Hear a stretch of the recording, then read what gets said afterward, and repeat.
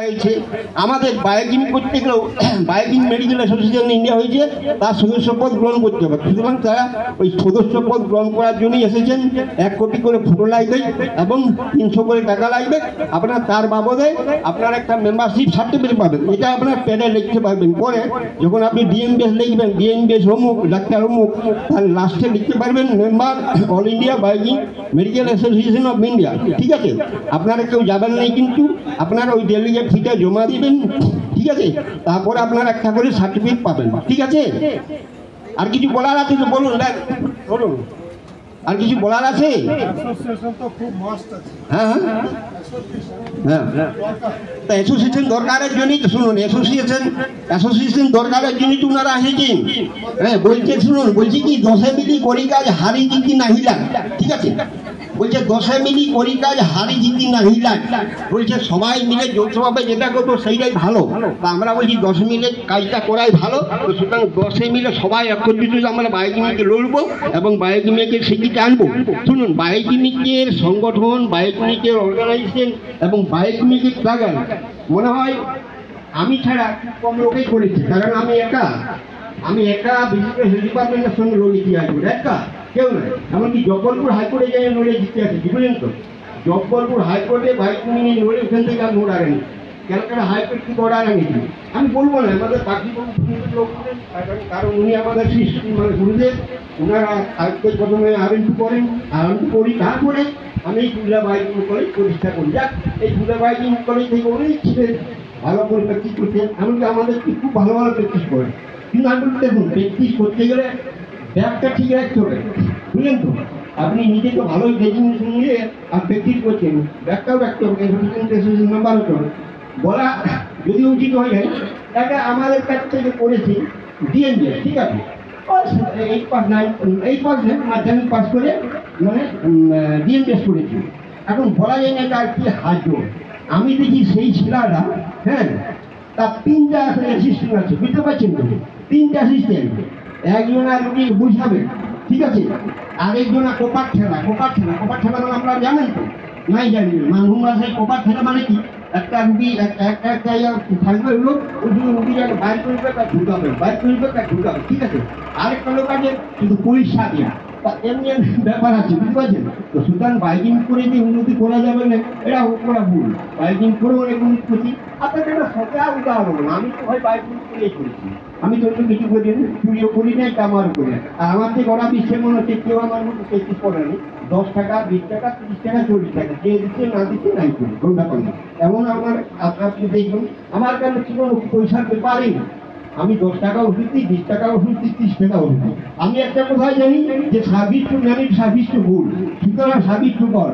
তো সুতরাং আমি সেবা করি, তার তো আমার ভগবানের কিছু, ভগবানের কি অসুবিধা হয় নাই কোনোদিন। আপনি জুটে যান, হ্যাঁ, আমি বাস্তব কথা বলছি। হ্যাঁ, এবং বাইকিংয়ের যে আমি কম ট্রাভেল করি না। আমি জব্বলপুর হাইকোর্টে লড়ে আসছি, হ্যাঁ, মধ্যপ্রদেশ সরকারের উপর একটা লড়ে আসছি, ওখান থেকে আমি অর্ডার আনিছি বাইকিংয়ের জন্য। হাইকোর্টে লড়েছি, গভর্নমেন্ট অফ ডিপার্টমেন্ট অফ হেলথের সময় ওখান থেকে অর্ডার আনিছি, বুঝলেন তো। একদম পরিষ্কার অর্ডার দিয়ে দিয়েছি আমাদের, ঠিক আছে। তো যাই হোক, গর্ব করে আমি বলতে চাইনি। তবে আপনারা বাইকিং করুন, বাইকিং শিখুন, বাইকিং পেপার করুন, বাইকিংয়ে প্র্যাকটিস করুন। তোমরা বলছে নিজ ধর্মে মৃত্যু সেবা, পর ধর্মে অমরতা সেবা, বুঝলেন তো। বলছে নিজ ধর্মের মৃত্যু সেবা, পর ধর্মে অমরতা হবো। তার মানে তো বুঝতে পারছেন কি বললাম আমি? নিজের ধর্ম অবলম্বন করতে যদি মৃত্যুবরণ করতে হয়, সেটাও কিন্তু শ্রেষ্ঠ। আর যদি অপরের ধর্ম ইয়া করতে যদি সরে যাও, সেটাও কিন্তু দরকার।